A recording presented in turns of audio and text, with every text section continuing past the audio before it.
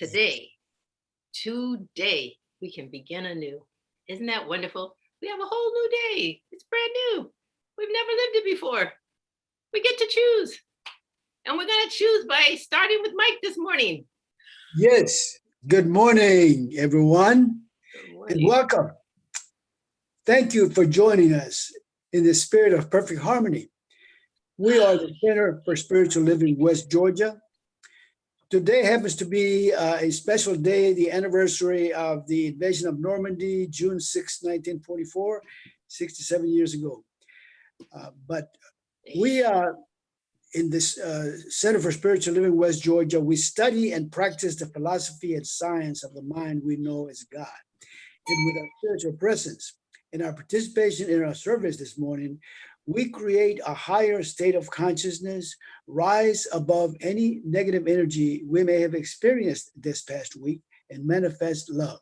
Love is synonymous to God, the most powerful yet most general force in the universe. Reverend Dr. Sandra Jackson, also our master teacher, will now proceed with our service. All right. Thank you, Mike. Oh, geez. Good morning again. Let us begin, as we always do, by recognizing, realizing, and knowing that right where we are, God is.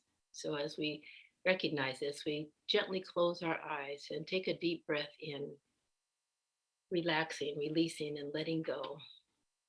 Letting all things right here and right now come together in goodness, in wholeness, in peace, and in love.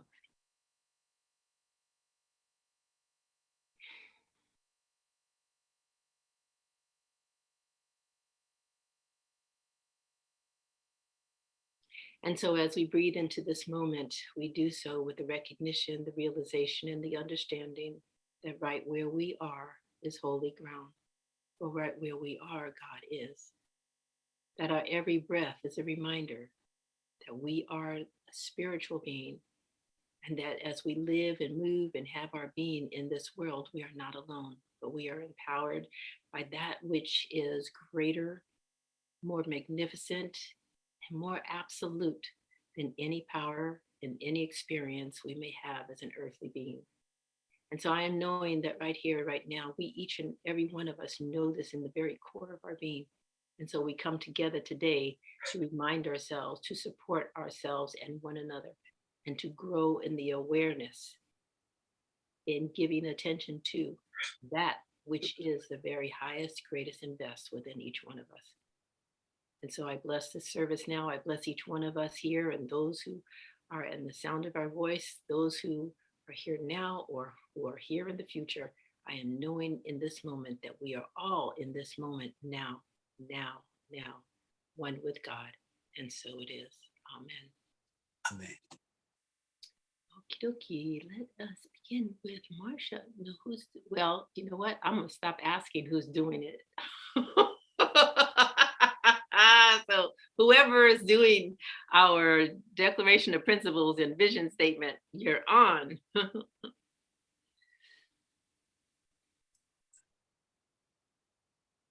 Uh-oh, you're muted, Dorothea. Yeah.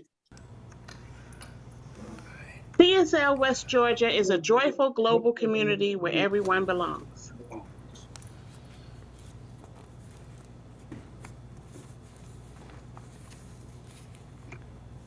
Through our unique spiritual teachings, we provide a safe environment to experience compassionate living. Declaration of principles. I believe in the unity of all life and the highest God. Oops, sorry everyone. That's right. Okay. I believe in the unity of all life and that the highest God and the innermost God is the one God. There is one life of which I am a part, one intelligence which I use, one substance which takes form as my life. There we go. Thank you, Dorothea. Thank you. And Lily has been doing that reading and Dorothea has been doing the slides for the last few weeks. So Lily is absent today because she fell this week and broke her ankle and her tibia. So we just want to, as you think about her, just think of her in terms of, you don't have to be, all glamorous, just say, right where Lily is, there is wholeness, there is completeness, and there is complete health and healing. That's all you have to do is remind yourself when you think of her, okay? She's going to be having surgery next week, and they're just waiting for the swelling to go down. So we'll just keep her in our prayers and know that she's healing perfectly. Okay, so in the meantime, we have the wonderful Dorothea doing our reading for us today. Okay. All right, and Cynthia and Connie are singing today. Yes. Yes. They are soloists. Yes? Okay. Who is next? You want the song now? Or the reading? Right. No, the reading after the song. Okay. Gee. Go for it. Okay. I was thinking, well, did I get this one wrong? No. You are on right now. Thank you so much. We got a really big show, right? Okay. I've been doing this meditation lately about staying in the moment and getting out of longing and angst and being in the moment and being completely happy, and how much that can attract into your life, how much good. So I remembered the song I wrote on a CD about 10 years ago called This Moment Here. So I dusted it off and I'm going to do it for you right now.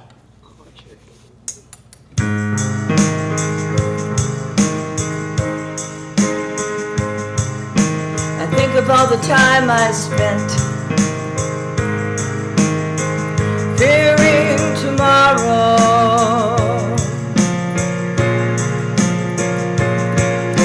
I think of all the time I've wasted regretting yesterdays,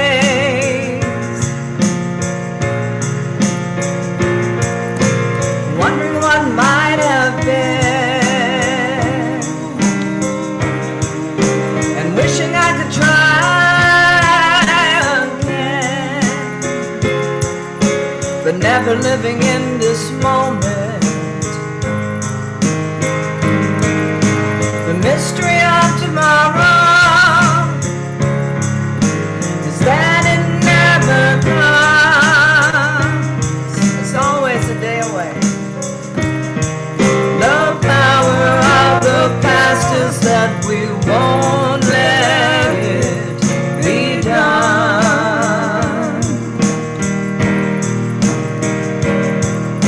I think of all the time I spent planning my future,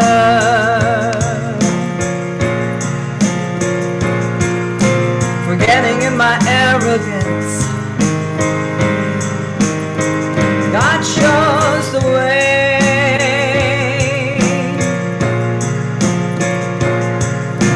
Take me where I need to go. Show me what I need to know.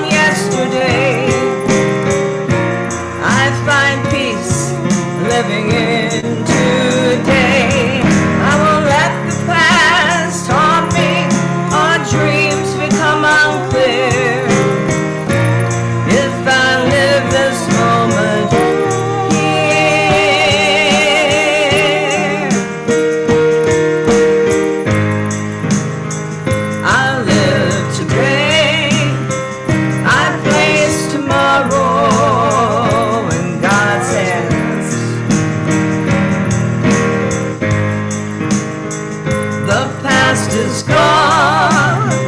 Tomorrow only God can see. This moment here, that's all we're really ever given.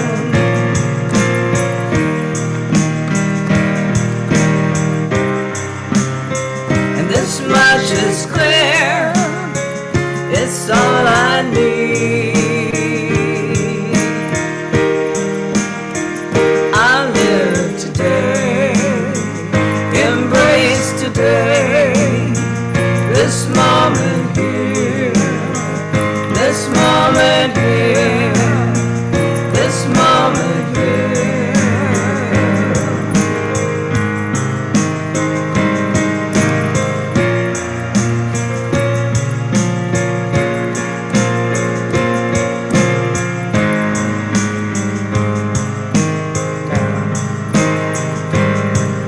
In the stillness of the moment, I find serenity. And this powerful attraction brings me everything I need. I won't worry about tomorrow.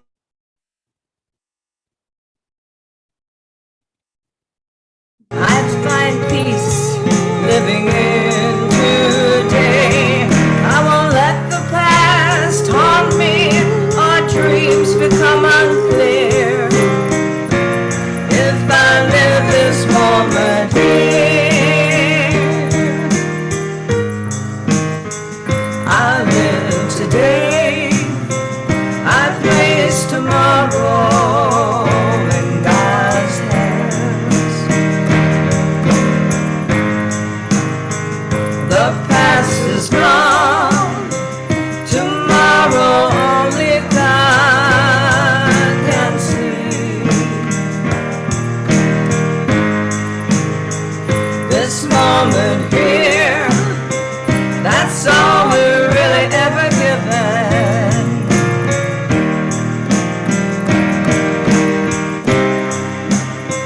This much is clear, it's all I need. I'll live today, embrace today, this moment here, this moment here, this moment here. I'll live today, embrace today, this moment here, this moment here, this moment here.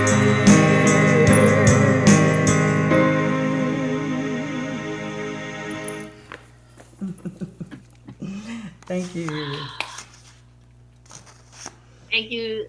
Thank you. Thank you. Thank you. Yes, this moment here is an important moment.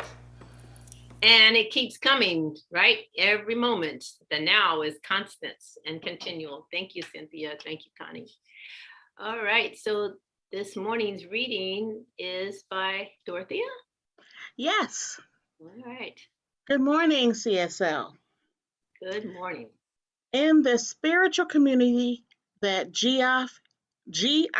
Gerdoff led in France, an old man lived there who was the personification of difficulty.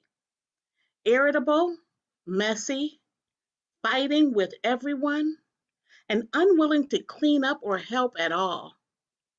No one got along with him. Finally, after many frustrating months of trying to stay with the group, the old man left for Paris. Gerdoff followed him and tried to convince him to return, but it had been too hard, and the man said no. And at last, Gurdjieff offered the man a very big monthly stipend if he returned. How could he refuse? When he returned, everyone was aghast And on hearing that he was being paid while they were being charged a lot to be there, the community was up in arms. Gurdjieff called them together and, after hearing their complaints, laughed and explained, "This man is just like yeast for bread," he said. "Without him, here you would never really learn about anger, irritability, patience, and compassion. This is why you pay me and why I hire him." Sufi.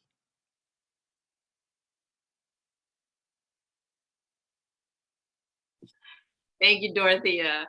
Yes, we forget sometimes that the people that cause us the most difficulty in our lives are the ones who are providing us with the avenue for the most spiritual development and growth. So thank you so much. And they require us to go within and find something that we perhaps are overlooking, right? Okay, thank you so much for that. So I have, today we're, it's a new month. Hey people, it's June. Guess what? It's the last month in the first 6 months of the year. Can you beat that? I'm really good at math. Okay. All right. So anyway, we are in a new month, and we have a new theme, therefore, in our book and in our journals. And this month, the theme is the soul's calling. The soul, S-O-U-L. It's calling. And today's topic is pushed by pain, which is what those people in Gurdjieff's in his organization, in his retreat center, that's what they were experiencing, was pain, the pain of having to face the difficulties they have in their own lives. So I have another story for you. It's told by Rachel Naomi Remen. She was a therapist, a physician in California. I think she's passed away, but she has wonderful stories of healing, and this is one of them. So she was working with a young man who came to her. He was 24 years old when he came to her, and he had bone cancer. And as a result, they amputated his leg at the hip. And as you can imagine, 24 years old, he was very, very, this is a true story, by the way. Okay. All right. So this is not one of those stories that you could just set aside as being, something, it's a good story Reverend Sandra told. So anyway, he had his leg amputated at the hip. And as you can imagine, he was very angry. He felt like life was against him. Here he is, 24 years old. He's looking forward to all this wonderful things in his life, and this has to happen to him. And so he is filled with anger and resentment, and he goes to Dr. Remen, and she uses paint and imagery and some really deep psychotherapy, to help this young man. And it takes about 2 years, and then all of a sudden he began to have this profound shift. And he started visiting other people who had also suffered physical losses. And he would report to her some of the most wonderful stories, she says, about these visits. One of the visits that he had was to a hospital room with a young woman who had to have both of her breasts amputated. And she was extremely depressed about this whole thing. And while she was, depressed, she wouldn't even, when he came into the room, she wouldn't even look at him, and he couldn't get her attention at all. But the nurses had left some music on the radio thinking, maybe this would cheer her up. So one song came on, and it was a hot day. This was in Palo Alto, California. And so it was a hot day, and he had on running shorts. And so he took off his prosthesis and put it down, and he just started dancing around the room on one leg. And that caught her attention. And she said, "Well, if you can dance, I can sing." So this was only one of the experiences. I'm sure he had, a lot more of experiences like that. And so anyway, he goes back to Dr. Rimmon, and over a period of time, I guess they worked together for several years. Anyway, towards the end of their time working together, and having moved through all of his grief and misalignment thinking in terms of his life, the two of them were looking through his folder and the things that he had produced during his time there. So she pulls out a folder, and one of the pictures she had asked him in the very beginning to draw a picture of how he saw his body. And he drew a picture of a vase, and that vase had a crack in it. And then he had taken a black crayon and just really, really gone over that crack and made it really, really dark. And so he looked at that picture and he said, "This is not finished." And so she said, "Well, here, finish it."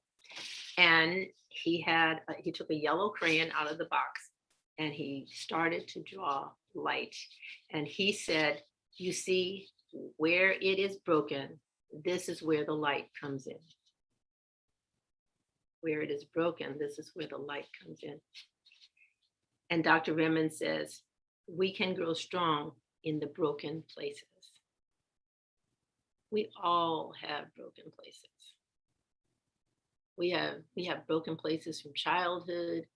We have broken places from our teen years. Going through high school is not an easy thing. Junior high is worse. Teachers know that. But the thing is then we face our young adult life, right? And finding a job and determining what kind of life we want for ourselves. We find people, they don't necessarily open up a space and say, "Great, here, come on in." We don't all live in the Garden of Eden, right? Even the people who we look out and we say, "Wow, they've had a really easy life," they have not necessarily had as easy a life as we have assumed that they have. It's our looking at them, and all too often we're busy trying to make everybody else think that we're having a great life, right? When in fact we're having a lot of pain in our life. And that pain comes from our trying to keep other people from knowing the kind of situations and pain that we are living with. So Michael Singer has written a wonderful book called The Untethered Soul. And he is one of the first people, or maybe even the only one. Most motivational teachers and spiritual teachers they're trying to help you to go towards the light and to have more joy in your life and love everybody. But they don't always focus on the fact that we will be going through pain. And he has a whole chapter on pain. And he says, pain, the title of the chapter is Pain, the Price of Freedom. And the first sentence in that chapter is, one of the essential requirements for true spiritual growth and deep personal transformation is coming to peace with pain. And that young man came to peace with the pain of having lost his leg. Most of us don't have anything quite that dramatic. Most of us have these little niggling things, things like not wanting to be rejected. And so because we don't want to be rejected, what do? We keep holding it in and holding it in and holding it in. And that fear of rejection basically puts a shield around us so that we protect ourselves from putting ourselves in positions where we will be rejected. And if we're doing that, we're protecting ourselves from experiencing the pain of rejection. However, what's on the other side of that? What would happen if we allowed ourselves to really experience that pain and how it hurts to be rejected? Pain, think of it as like this. When you have a green light, when you're driving, you have a green light, it means go, right? When you see a red light, it means what? Stop. But a yellow light says caution. It says caution, it's time to change. You will either speed up and go through the light, or you will slow down and stop. But either way, the yellow light is saying you have to change because you've been going on a trajectory, right? And your trajectory is going to stop, or it's going to slow down, or it's going to speed up, depending on how you decide to go through that light. Well, think of it as pain being the same thing. That pain is like a yellow light. And you will either ignore, that you're having this pain and you don't stop, you just keep on going, and maybe you speed up, you get more and more distracted, you get, more involved in whatever it is that you're doing so that you don't have to pay attention to what's going on in your life. Or you choose to stop. And when you stop, what happens is you get to feel the pain. Most of us don't want to feel the pain. This is actually a really good time to be talking about this because this is Pride Month. And gay and lesbian people have felt a lot of pain. And they're not the only ones. But since it's Pride Month, let's just talk about that pain. When I had my church in California, I had people coming to me privately. This is like in the 80s and 90s, and telling me that they were gay or lesbian. I was like, so I didn't understand. I listened to them. I paid attention to them, but, I didn't understand why it was that they needed to tell me. A lot of people, weren't quote unquote outed at that time. At that time, they could lose jobs if people knew that they were gay. They could not visit one another in hospitals if they were sick. This was a time when AIDS was, running rampant. And, they could get assaulted. They could be refused service. There was all kinds of things, not to mention not being married, okay, and not being able to publicly have committed relationships.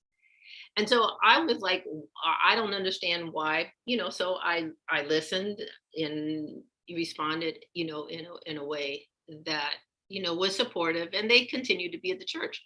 And they said the reason why they wanted it because they just felt that I should know, that they were lesbians or they were gay. Well, I got to the point with so many people, telling me this. It was like, okay, so one of my board members turned out, she came to me one day and said she was bisexual. And I was like, okay, I need to know what this is all about. Okay, can you please explain to me why it is that people are telling me that they're gay? And she says, because it's part of their identity. And they cannot say it publicly.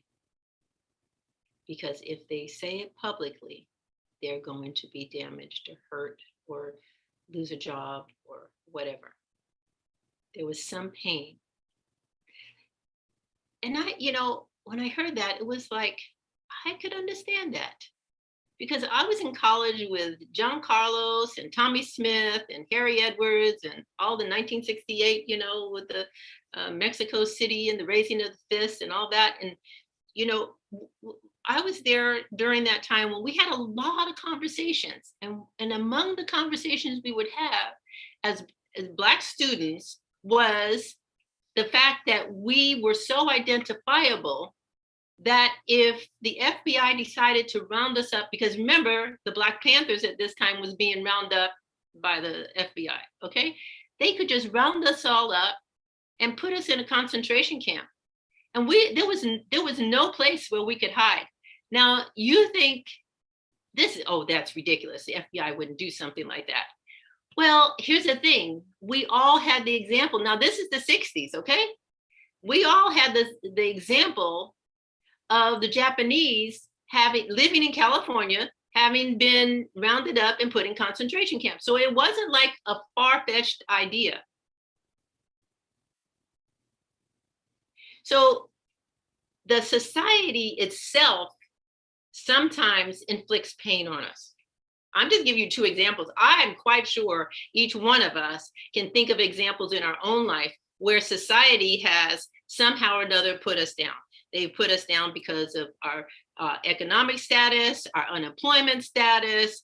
You know, they put us down because of our race. They put us down, you know, because we're women, or because we're men, or because we just exist in a place where they don't want us. They, quote unquote, right? So sometimes we are dealing with the pain of just being in a society and just living in the society. And so therefore, what happens is we start protecting ourselves from that fear.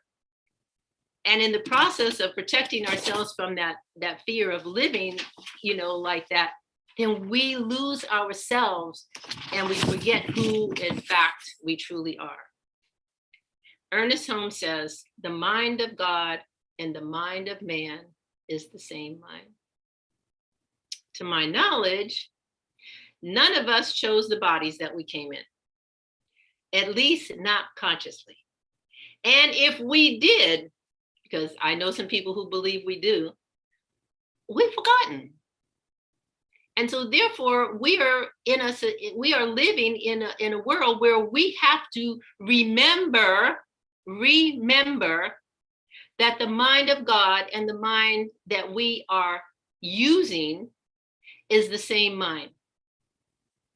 He says our divine self-knowingness in man distinguishes him from all other creatures. So you and I are divinely empowered to know who we are. And our pain comes from looking out in the world, trying to conform, and then hiding from our real self, hiding from our divine self, pretending that we are not who we are. Moses in Exodus is at the burning bush, and he is given directions by God, who tells him to go to the people of Israel. And he's going to, you know, free them from the Pharaoh. And so he's there, and he says, well, who am I supposed to say? Because they're going to ask me, right? They're going to ask me, well, just who do you think you are, right? And don't people say that to you? Just who do you think you are? And so Moses, the God says to him, the burning bush responds to him, I am the living God. I am the living God. I am sent you. Tell them, I am sent you. So whenever we say, I am, we are identifying that part of us that is the mind of God and the mind of man, unifying as who we are. We are taking the divinity and bringing it into form.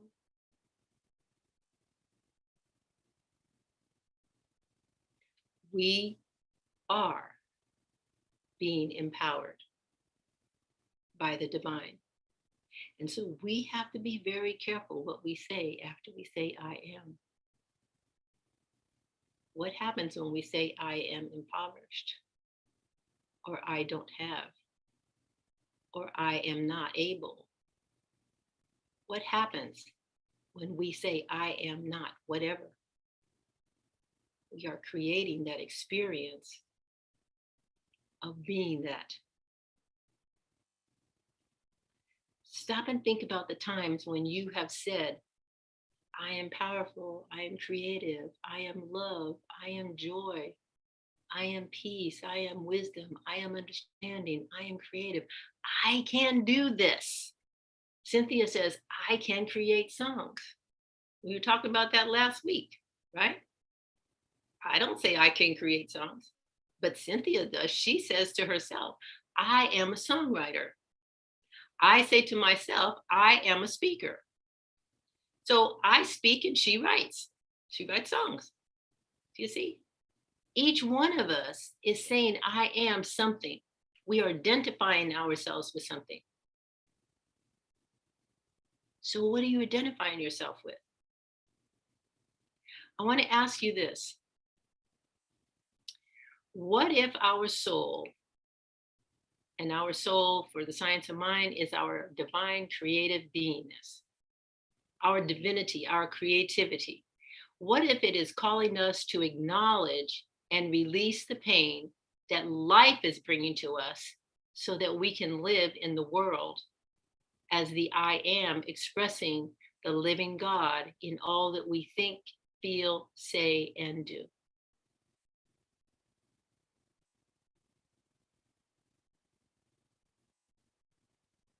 What if we were not here just to live for ourselves, but we were here because we participate in the oneness?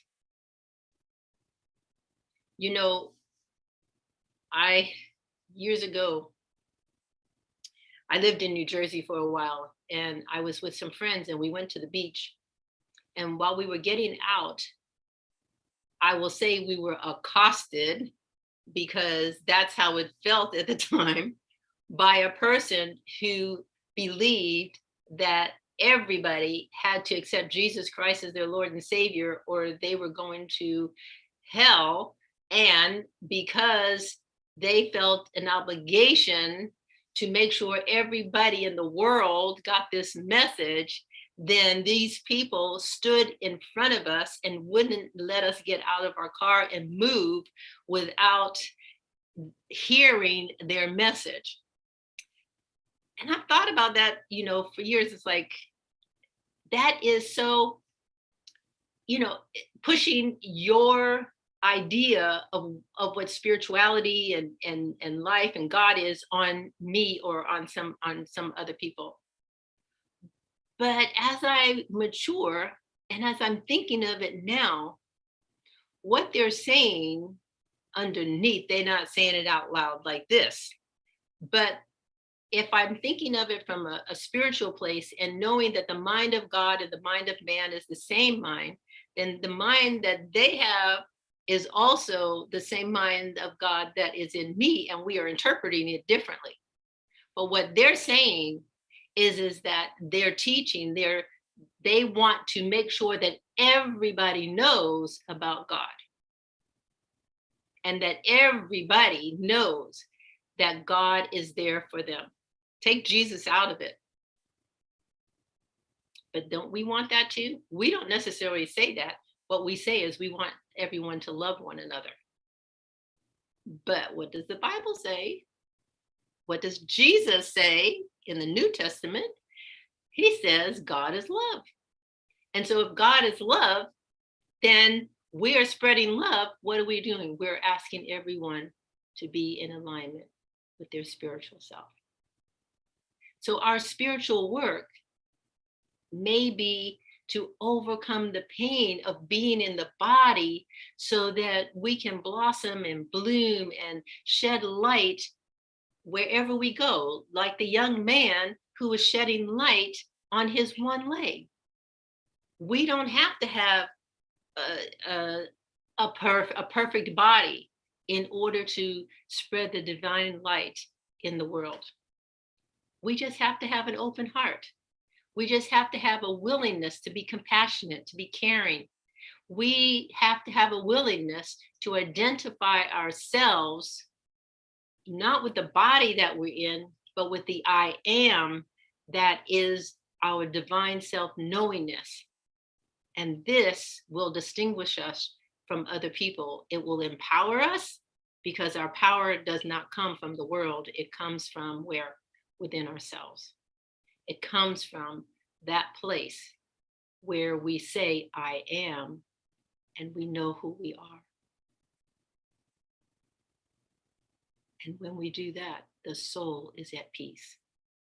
That is the soul's calling for you and I to remember who we are, to remember that we are spirit expressing, that we are spiritual beings, and that we are living in this human life. And in this human life, we are here to discover who we are. And when we're not about that business, we experience the pain. the pain of being unloved, uncared for, impoverished, and unhealthy. Because we've disconnected from the source of our power. It's sort of like what happens when you unplug an electrical device from the wall. You have no power. But when you plug it in, you have power. So plug it in with the I am. And let us close our eyes and turn within and take this word now into that space and that consciousness where we know each one of us is the I am that I am. That we are expressions of the living God. That God did not just create and then leave the world, but God infused itself. It breathed itself into life. And in that breathing of life, it created you and I. It created each and every one of us. It created the plants. It created the animals, the insects. It created all of life, from the very smallest and most minute form of life to the greatest, grandest, most magnificent of whales and dolphins and elephants and etc. We are knowing that in this very moment, that creative life within us is seeking right here and right now to know itself more fully and more completely in us, through us, and as us. It is seeking to express itself for us to remember who we are, to experience who we are, and to express who we are by loving and embracing and uplifting everyone, beginning with ourselves. And so we rejoice this day that we have this opportunity to feel this word, to know this word, and to experience it as the truth of who and what we are. Something great, magnificent, wonderful is seeking its expression in us and through us and as us this day. And we are opening ourselves, releasing the brakes, and allowing ourselves to go fully into this new life, this new pain-free life of rejoicing and knowing and experiencing and blessing ourselves and everyone in our environment. For why? Because we are the divine. We are that fully and absolutely complete expression of the divine as who and what we are. And so as we speak this word right here and right now, we speak this word for healing for anyone with Lily and anyone else who is feeling right here and now the need for healing in their body, in their spirit, in their life. We are knowing in this moment that each one of us is already comes from and indwelled by that wholeness, that perfection, and that divinity that is God itself. And so we are open and available so that we can completely align and be rejoicing in the truth of who and what we are. We release all beliefs to the contrary, all those things that have limited us in this form that is called life, and allow ourselves to live in the capital L life, which is God expressing the livingness of God expressing in us and through us and as us. And we rejoice this day knowing that it is done, it is done, it is done, for it is the truth that is always expressing. And all we need to do is accept it. And we do so now by gratefully giving thanks and saying together, and so it is. Amen.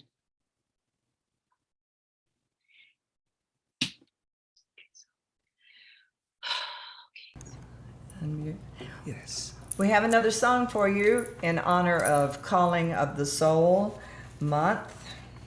This is a song by Daniel Nahmod. It's called Get Ready, My Soul.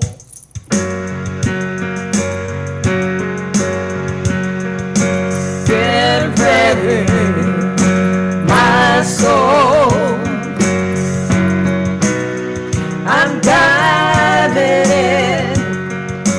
Get ready, my soul. I'm diving in.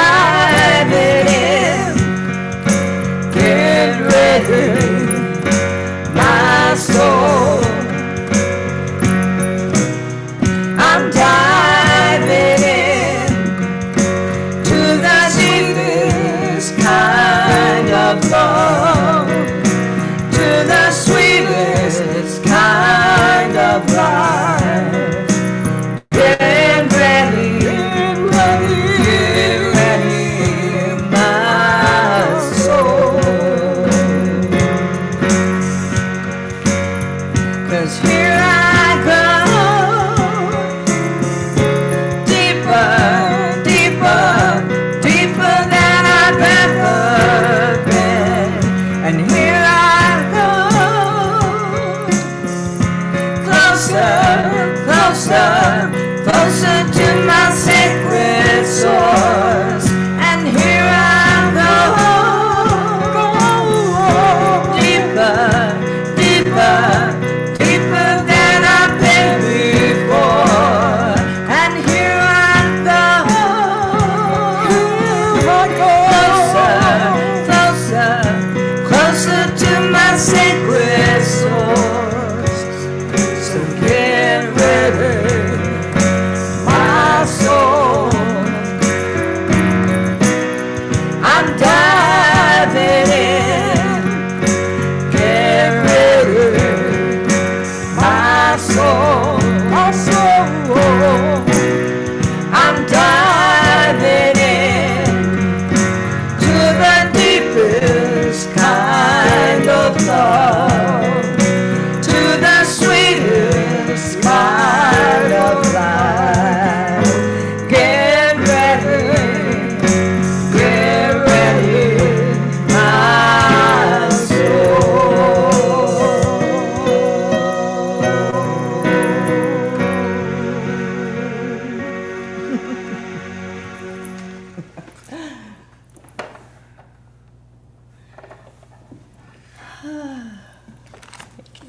Thank you, thank you, thank you, thank you. That was just perfect. Just perfect. Thank you.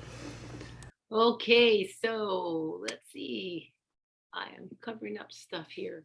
Okay, Dorothea.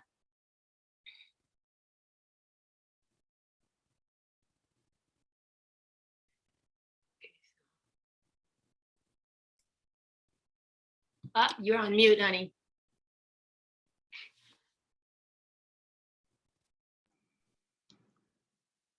This is the time of the service that we do our conscious giving. And there are 3 ways to give. There's a way through PayPal, which would be in the chat box. Marsha? Un momento, por favor. Once you go to the chat box, you can pay through PayPal. That's one way. Our second way, which is as you can see on the screen, is you can send a check to the Center for Spiritual Living. And the address is on the screen, 7421 Douglas Boulevard, Suite in Douglas, Georgia. Now, we have a wonderful way of giving that is actually just extremely pain-free, and is Amazon Smile. CSL has an Amazon Smile account, and that's in the description box below and the chat box. If you click on that, anytime you go to Amazon, we will get a piece of the pie, and it's really wonderful, and it helps us immensely. So thank you very much.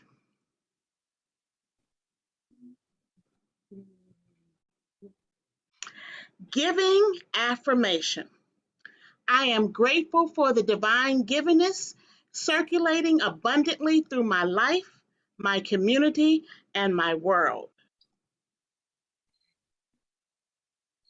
And so it is. Oops, sorry. Still learning. Well, got a preview. Good job, good job. Got a preview of the video. All right, so announcements. Okay, so Marsha, did you get my thing in time? No, but I'm gonna guess that you want to show the screenshot for the Juneteenth announcement. Yeah. I was already there. All right. See, that's how well we are working together these days. All right. So one mind. Lily has been calling and inviting everybody to do readings, and now she is incapacitated for a while, and so Sandy has taken on that responsibility again, and so she is asking for you to put in the chat that you would like to read. And by the way, you do not have to be in Georgia to be a reader, just in case you didn't know that. as long as you're, on the call here, you're certainly available to be a reader. We have no problem with you reading in Afghanistan or Reno or or California or any place else in the world you may want to zoom in from. So please do put your name in there. What happens is I make up the readings at the beginning of the month, and then I send them to Sandy, and then she sends them out to whoever is going to be reading. So you get a chance. Most times you have at least a week to look it over, practice it, see how you want to. If you can print it out and read it, that's great. If you can't, you can play around with it and read it from the screen. Okay. So coming up next in a couple of weeks is an event called Honoring Freedom that I have been asked to participate in. And so Marcia is going to put it on the screen right now. It's in your newsletter for this week. So after church today, please do. You got this yesterday. Maybe you use the link in there to come onto the call this morning. But it's called Honoring Freedom. And it's a Juneteenth, celebration, sort of a Juneteenth celebration, but it's the Center for Spiritual Living, along with Unity and some of the African heritage people from Unity, CSL, and some other independent organizations. And we are all putting on this event. It's from Friday night and all day Saturday. It's a weekend symposium, and it's all online. And they have asked me to participate. Will you get this on the elders panel? Okay, so I thought that was an interesting place, but anyway, it's going to be a nice place to be. So it is on Saturday afternoon, if I remember correctly. So please do look online, read about that, and sign up for it. And it is open to anybody and everybody who would like to come. There's also a link on our newsletter to the Facebook page, and that is the Facebook page. And they're changing things every day. They're putting something else new on there. So please do invite yourself to participate in that. Okay. And that is the website for Honoring Freedom. Okay. All right. And like I said, it's not restricted to people within our spiritual communities. Anybody who you think would be interested is invited to participate. Okay. If you're interested in coming, let me know, because there is a charge for it. And if 5 of us are going to come, we can go for $60 a piece. So let me know if that's something that you would like to attend. All right. Our closing video. Oh, today is a board meeting. If you are interested in coming to a board meeting, just stay online. We close out this meeting and everybody goes offline for a few minutes, and then we come back on at 12:30. But we use the same link, so don't close out of the meeting if you're out of this meeting if you're planning to come to the board meeting. Just close out your turn off your mute and your picture. Okay, it is hard to get these words out today. Okay, all right. So I think that is it for today. And here's our closing video. Please enjoy.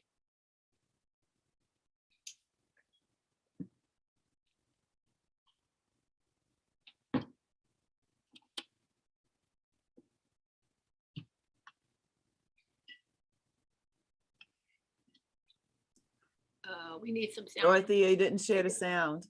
Okay.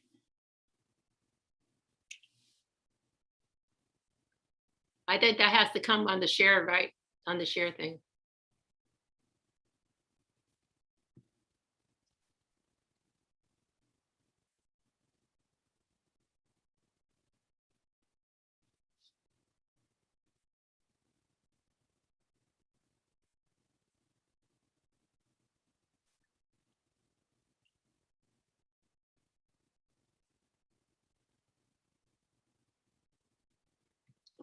Dorothea, do you know what to do? Stop the video. Yeah, there you go.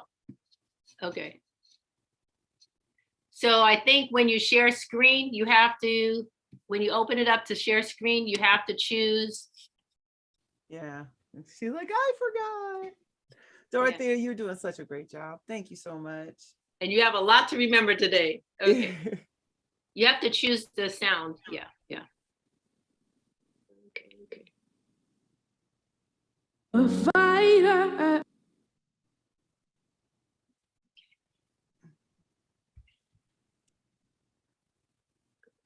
So students from Baltimore's Cardinal Sheehan Catholic School went viral and made over 40 million viewers believe with their knockout performance of Andra Day's hit Rise Up. And I couldn't think of a better birthday gift to us all than having them here today.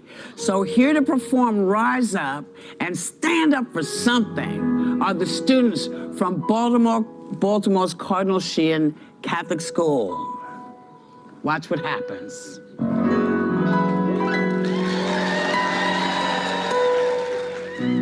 You're broken down and tired of living life on a merry-go-round, and you can find the fighter. The seed in you, so we gon' walk it out. Move mountains, we'll walk it out and move mountains. I rise like the day, I rise unafraid, and I'll do it 1,000 times again.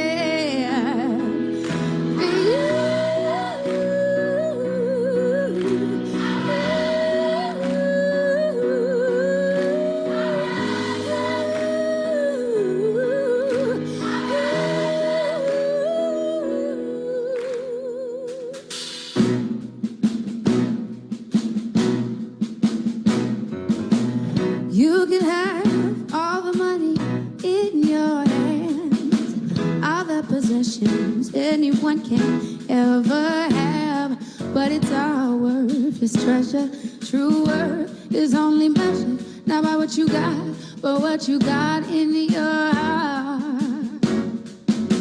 But you can have everything. But what does it mean? It all means nothing.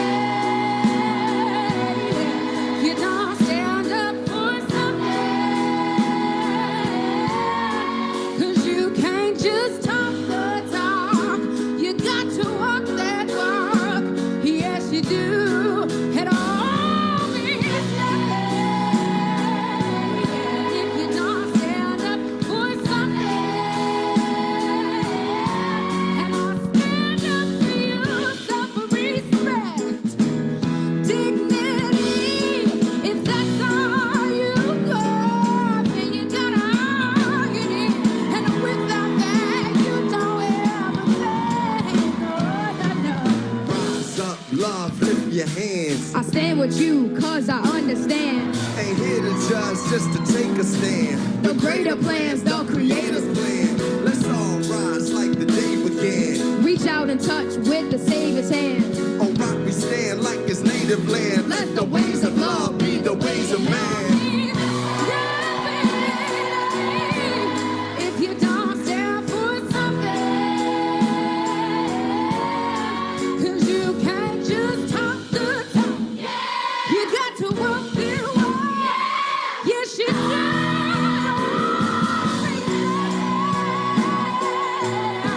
If you don't stand up for something,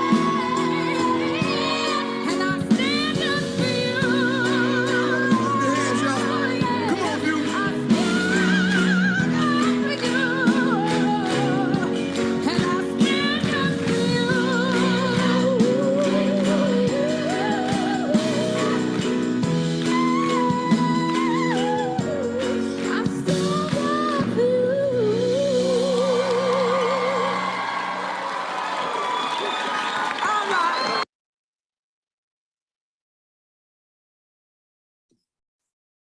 Yes, yes, yes. Stand up for something. Yes, yes. Just remember, we are not alone in this world. Yes. And if we stand up for something, we stand up for one another, don't we? You will have the opportunity this week to stand up for someone. You will have the opportunity this week to say, I am, and identify yourself with that indwelling presence of God within you. Make sure that what you are doing is in alignment with the truth of who you are. Live a great life this week. And so our closing affirmation.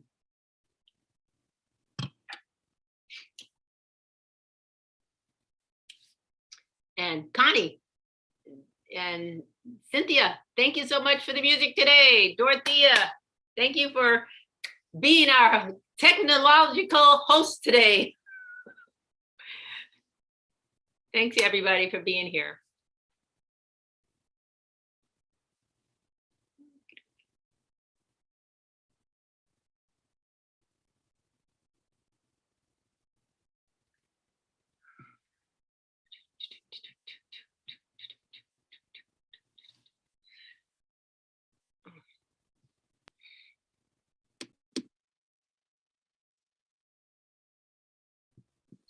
You're on mute. We go forth today knowing that we are God's blessing in the world.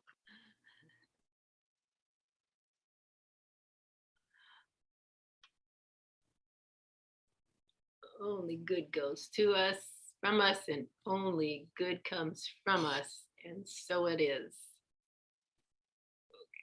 Okay. All right. Thank you, everyone. Okay, if you're coming to the board meeting,